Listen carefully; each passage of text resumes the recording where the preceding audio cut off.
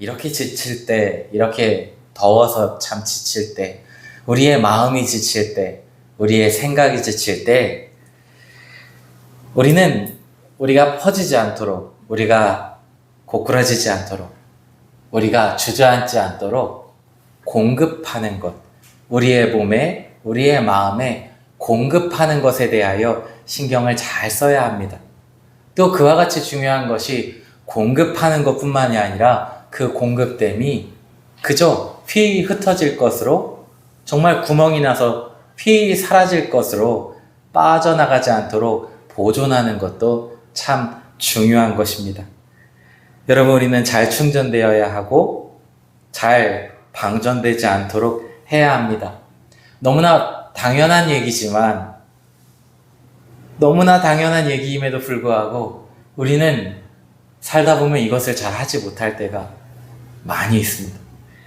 우리 학생들이 참 좋아할 만한 말일 것 같은데, 그 구절일 것 같은데, 전도서 말씀에 이런 말씀이 있습니다.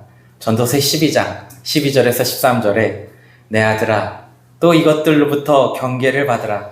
많은 책을 짓는 것은 끝이 없고 많이 공부하는 것은 몸을 피곤하게 하느니라. 일의 결국을 다 들었으니 하나님을 경외하고 그의 명령들을 지킬지어다. 이것이 사람의 본분이니라. 우리는 그 행하는 일들이, 배우는 것이나 가르치는 것이나 내가 하는 그 업적들이나 이루는 것이 사실 살아보면 끝이 없구나 라는 것입니다. 끝이 없는 일이에요. 그것이 내 삶을 완벽하게 하지는 않더란 말입니다. 요즘에 AI가 발달하면서 업무 효율이 많이 좋아졌습니다. 높아졌어요. 사람들은 처음에는 기대했습니다. 내가 하던 일이 쉬워지겠구나. 더 탁월하게 일할 수 있겠구나. 대한민국은요, AI 활용 부문에서 압도적인 나라예요. 그래서 AI 기업들이 우리나라를 보고 어떻게 이게 활용될 거라는 그러한 것으로 우리나라를 주목한단 말이지요. 아주 작은 땅덩어리이지만 우리는 이 AI를 활용하면 나는 매우 여유로울 것이구나. 좀 과장되어 말하자면 나는 그냥 뒷짐지고 휘파람 불며 돈 벌겠구나. 사람들이 그 생각을 했더라 말이지요. 그런데 정작 AI를 쓰면서부터 사람들, 오너들은요, 더 탁월한 AI 활용 방안을 요구했어요. AI를 배워야 하고 어떻게 하면 더 효율을 내야 하는지 고민했어요. 물론 이전에 내가 하던 업무의 방식대로의 끙끙대던 모습이 많이 단축되었습니다. 시간적 여유가 생겼어요. 그러나 그 자리에는요, 쉼이 아니라 또 다른 프로젝트들이 채워지기 시작했어요. 흥미롭고도 일 잘하는 AI가 함께하게 되었지만 어쩐지 우리는 더 바빠진 것만 같습니다. 이처럼 우리는 공급하는 것도 보존하는 것도 잘하지 못해요. 도대체 왜 이런 일이 우리에게 일어나는 거지요? 다람쥐 쳇바퀴 돌듯 우리는 왜 계속 달리며 때로는 공급하는 것도 잊어버린 채, 세워나가는 것도 잊어버린 채 우리는 도대체 왜 그렇게 살아가는 거지요? 처음부터 이랬던 건 아닙니다. 어디서부터 그럼 이 문제가 시작됐나요? 성경으로 들어가 봐야 돼요. 창세기 말씀에 창세기 3장 17절 아담에게 이르시되 네가 내 아내의 말을 듣고 내가 네게 먹지 말라 한 나무의 열매를 먹었은즉 땅은 너로 말미암아 저주를 받고 너는 내 평생에 수고하여야 그 소산을 먹으리라. 원래 사람은요, 그 살아가는 방식이 하나님의 공급 안에서 살아갔어요. 하나님이 공급하여 주시고 보존되어지며 그렇게 살아가게 해주셨어요. 첫사람 아담에게, 그 아내 하와에게 그렇게 살아가는 삶으로 살아가게 하셨어요. 그러면서도 그 안에서 모든 것을 다스리며 살아가는 존재로 하나님이 사람을 지으셨습니다. 그러나 그들에게 죄가 들어왔을 때, 그들이 범죄하였을 때 하나님과 그들의 관계, 공급받고 보존되어지는 하나님 안에서 누리는 관계가 끊어지게 됐어요. 완전히 끊어진 거예요. 그들은 하나님께로부터의 공급이 아닌 아담과 하와의 죄로 말미암아 저주받은 땅으로부터 수고하며 노력하여야 소산을 얻게 되었습니다. 그 수고와 노력에는 무엇이 담겨 있었나요? 거기에는 가시덤불과 엉겅퀴가 가득함이 있었어요. 우리 인생은요, 수고로운 인생이 되었습니다. 그런 우리에게 오늘 본문에 우리가 함께 읽은 이 성경은 우리에게 말하고 있어요. 하나님은 우리에게 은혜를 베푸사 복을 주시고 그의 얼굴빛을 우리에게 비추사. 본문의 시인은요, 수고로운 인생 중에 하나님의 빛이 임하기를 지금 구하고 있습니다. 이 본문 1절의 말씀은요, 민수기 말씀에 모세가 아론과 그 아들들에게, 제사장들에게 축복으로 이스라엘 백성들에게 기도하라는, 선포하라는 그 말씀이에요. 제가 축도할 때도 인용하는 말씀이잖아요. 민수기 6장 24절에서 27절, 여호와는 내게 복을 주시고 너를 지키시기를 원하며 여호와는 그의 얼굴을 내게 비추사 은혜 베푸시기를 원하며 여호와는 그 얼굴을 내게로 향하여 드사 평강 주시기를 원하노라 할지니라 하라. 아멘. 그들은 이같이 내 이름으로 이스라엘 자손에게 축복할지니 내가 그들에게 복을 주리라. 아멘. 곧 제사장들은요, 이스라엘 백성들이 무엇으로 살아가야 할 것인지를 그들의 기도로 하나님의 응답하심으로 늘 경험하며 살아가게 하였습니다. 내 삶에 볕들 날이 언제인가 한숨 쉬듯 호흡하는 우리에게 성경은요, 그 빛이 하나님께로부터 온다는 것을 우리에게 전하고 있어요. 우리는 어떻게 공급받을 수 있나요? 때로 눈물 날 때, 때로 메마를 때, 때로 괴로울 때, 그때 더욱 하나님 앞에 가십시오. 그때 더욱 하나님 앞에서 우시기를 바랍니다. 하나님께서 내 삶에 그 빛을 비춰주시기를 여러분 구하세요. 아멘. 하나님은 살아계십니다. 하나님은 공급하세요. 하나님은 정말 이루십니다. 교회에는 왜 목사가 있습니까?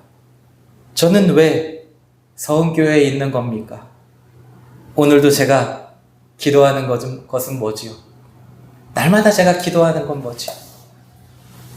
애써 전하는 건 뭐지요? 오늘 2절 말씀에 주의 도를 땅 위에 주의 구원을 모든 나라에 알리소서 했습니다. 곧 목회자는 우리 모두에게 주님의 도를, 우리 모두에게 주님의 구원을 전하기 위해 애씁니다. 믿음 생활하다가도, 신앙생활하다가도 진이 빠질 때가 있습니다. 공급을 얻기보다는 소진될 때가 있습니다. 목회자는요, 그때에도 어느 때이나 주님의 도, 주님의 구원을 잊지 말라고 외칠 사명이 있습니다. 성도는 하나님의 공급하심과 보존하심으로 삶을 살아가는 사람들입니다. 오직 주 하나님 안에서만 공급하심과 보존하심이 있음을 경험하며 살아가는 사람들이 여러분이세요. 아멘. 이것은 마땅히 우리가 모여 예배할 이유가 됩니다. 또 그와 같은 삶의 고백으로 모인 사람들 속에는 서로를 향한 위로와 격려, 돌봄이 있어요. 함께 울고 함께 웃는 사랑이 모인 우리 가운데 있는 것입니다. 우리가 계속 믿음 안에서 하나님을 바라보며 주님의 도, 주님의 구원을 누리며 고백함으로 힘쓰는, 그렇게 모이기에 힘쓰는 우리가 되어야 해요. 전도서 4장 9절에서 12절에 이렇게 말하고 있습니다. 두 사람이 한 사람보다 나음은 그들이 수고함으로 좋은 상을 얻을 것임이라. 혹시 그들이 넘어지면 하나가 그 동물을 붙들어 일으키려니와 홀로 있어 넘어지고 붙들어 일으킬 자가 없는 자에게는 화가 있으리로다. 또 두 사람이 함께 누우면 따뜻하거니와 한 사람이면 어찌 따뜻하랴. 한 사람이면 패하겠거니와 두 사람이면 맞설 수 있나니 세 겹줄은 쉽게 끊어지지 아니하느니라. 아멘. 함께 짐을 지십시오. 공급하심이, 그 길이, 그 구원이 하나님께 있음을 격려하는 여러분 되시기를 바랍니다. 아멘. 바라기는 메마른 인생 중에 다시 풍성함이 임하기를 축복합니다. 아멘. 물이 없어 갈라진 심령 속에 성령의 큰 강이 흐르기를 축복합니다. 아멘. 하나님은 에스겔에게 성전 문지방에서부터 흐르는 작은 물줄기를 보여주었어요. 에스겔 47장 1절에서 5절 말씀, 그가 나를 데리고 성전 문에 이르시니 성전의 앞면이 동쪽을 향하였는데 그 문지방 밑에서 물이 나와 동쪽으로 흐르다가 성전 오른쪽 제단 남쪽으로 흘러 내리더라. 그가 또 나를 데리고 북문으로 나가서 바깥길로 꺾어 동쪽을 향한 바깥문에 이르시기로 본즉 물이 그 오른쪽에서 스며 나오더라. 그 사람이 손에 줄을 잡고 동쪽으로 나아가며 천척을 측량한 후에 내게 그 물을 건너게 하시니 물이 발목에 오르더니 다시 천척을 측량하고 내게 물을 건너게 하시니 물이 무릎에 오르고 다시 천척을 측량하고 내게 물을 건너게 하시니 물이 허리에 오르고 다시 천척을 측량하니 물이 내가 건너지 못할 강이 된지라. 그 물이 가득하여 헤엄칠 만한 물이요 사람이 능히 건너지 못할 강이더라. 스며 나오던 물, 얕게 흐르던 그 물이 어느새 발목을 덮었습니다. 그리고 어느새 무릎에 닿았습니다. 그리고 결국 허리를 덮고 헤엄칠 만한 물이 되었어요. 소망 없던 곳에 조금씩 물이 차오른 것입니다. 이 에스겔 47장에 하나님이 성전 문지방으로부터 흐르는 그 물로 인하여 강을 이루고 닿는 것마다 살아나고 나무가 자라며 열매가 맺고 그것은 약재료가 되게 하고 만방을 살리는 능력이 되게 한 것은 이 에스겔 47장의 말씀이 쓰여진 때는 어떠한 상황이었을까요? 에스겔 40장 1절 말씀에 보면 그 배경을 알 수가 있는데 우리가 사로잡힌 지 25년 이후 성이 함락된 후 14째 해 첫째 달 10째 날에 그렇습니다. 그러니까 지금 이 상황은 뭐냐면 남유다 이스라엘 나라가 바벨론에게 멸망당한 상황이에요. 그들은 사로잡혔고 희망은 말라가고 있습니다. 예루살렘 성전은 파괴되었어요. 그런 상황 중 하나님은 에스겔에게 성전 문지방으로부터 흐르는 그 물을 통한 놀라운 회복의 약속을 지금 에스겔에게 준 것입니다. 사랑하는 성도 여러분, 손을 늘어뜨리지 마십시오. 하나님을 믿으세요. 오늘 내게 대하여 여러분 선포하십시오. 하나님이여, 민족들이 주를 찬송하게 하시며 모든 민족들이 주를 찬송하게 하소서. 아멘. 여러분 그렇습니다. 하나님, 내 영이 주를 찬송하게 해주십시오. 내 영이 주를 찬송하게 해주십시오. 하나님의 공급하심과 보존하심을 구하며 내가 그것을 믿음으로 결국 하나님을 찬송하도록 내 안에 찬송이 가득하도록 선포하시는 여러분 되시기를 축복합니다.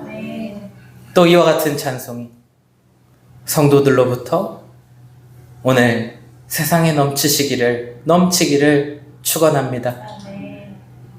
믿음으로 하나님의 공급하심과 내 삶을 보존케 하심을 믿으며 나아가는 여러분들을 통해 성도들을 통해 그 복이 충만케 하심이 흘러가는 것입니다.